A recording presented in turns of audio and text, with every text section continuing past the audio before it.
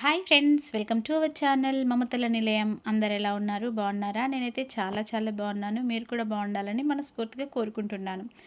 ఈరోజు వ్లాగ్లో వచ్చేసి నిన్న సండే రోజు మా పాప దగ్గరికి వెళ్ళిపోయామండి. హాస్టల్లో ఉంటుందని చెప్పాను కదా. సో తనకి ఔటింగ్ ఉందనేసి ఇక నేను మా వారైతే వెళ్ళిపోయాము. బాబునైతే ఇంట్లోనే ఉంచాము. ఎండలు బాగా కొడుతున్నాయి కదా. ఇక ఎందుకులే నాన్న నువ్వు ఇంట్లోనే ఉండంటే వాడు కొంచెం అలిగిండు. ఇక నేనైతే అక్క దగ్గరికి వస్తానంటే నన్ను తీసుకెళ్తలేరు అనేసి అలిగిండు. ఇక వాడిని కొంచెం బుదిరకించి సందాయించి మేము వచ్చేసినాం అన్నమాట.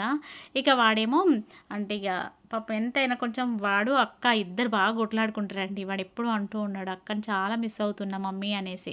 కానీ ఇక ఎండలు బాగా అవుతున్నాయి, మళ్ళీ ఇంకా ఎక్కువగా అయితే మళ్ళీ ఏమన్నా అవుతుంది అనేసి వద్దులే నాన్న అనేసి వాడినైతే ఇంట్లోనే డ్రాప్ చేసి వచ్చేసినాం. ఇక హైటెక్ సిటీలో ఉంటుందన్నమాట మా పాప.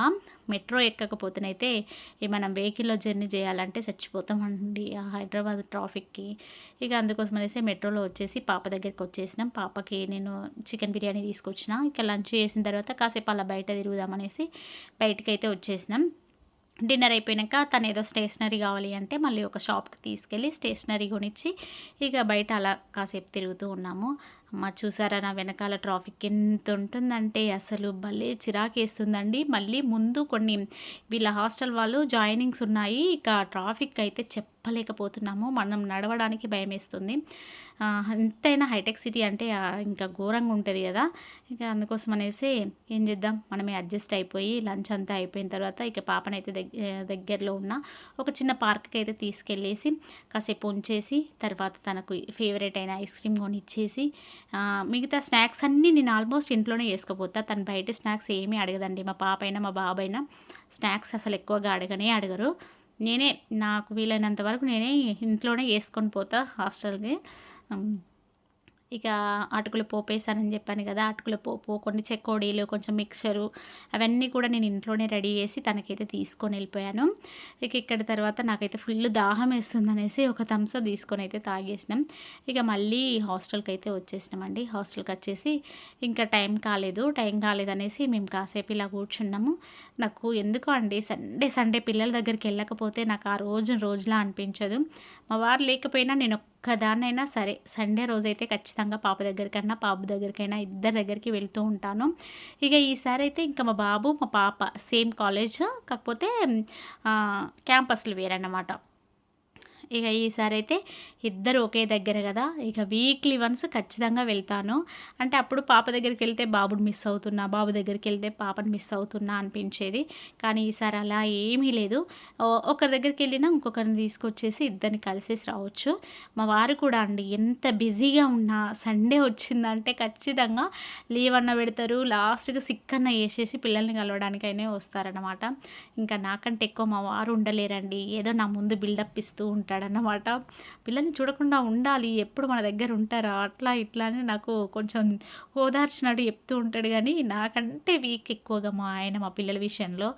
ఇక కాసేపు కూర్చున్నాము. మంచిగా లంచ్ చేసిన తర్వాత బయట తిరిగేసి వచ్చిన తర్వాత చల్లగా ఏసీలో కూర్చొని కాసేపు అయితే స్పెండ్ చేసాము. మా పాప హాస్టల్ చాలా బాగుంటుందండి. ఇక వచ్చేసినామండి. పాప హాస్టల్లో రూమ్లోకి జాయిన్ చేసి వచ్చేసి ఇక మేమైతే మళ్ళీ ట్రైన్ ఎక్కేసాము. నాకైతే ఫుల్ ఏడుపు వస్తుందండి.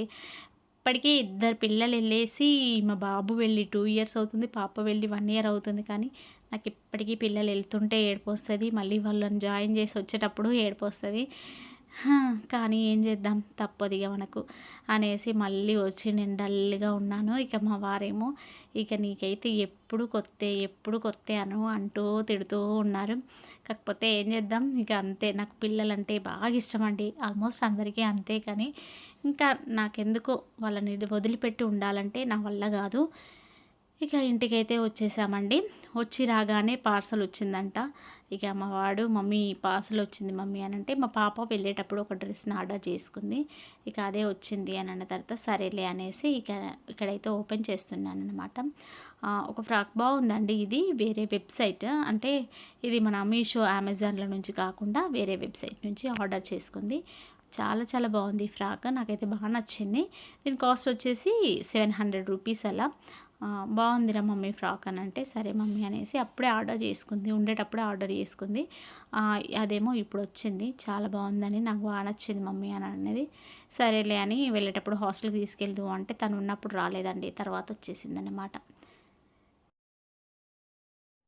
ఇదేనండి ఈరోజు నా వ్లాగ్. ఈ వ్లాగ్ కనుక మీకు నచ్చినట్లయితే please like, share, comment and subscribe చేసుకోండి. ఇలాంటి మంచి మంచి వ్లాగ్స్ కోసం మన ఛానల్ని ఫాలో అవుతూ ఉండండి. రేపు మరో మంచి వీడియోతో మీ ముందుకైతే వచ్చేస్తాను. Bye friends.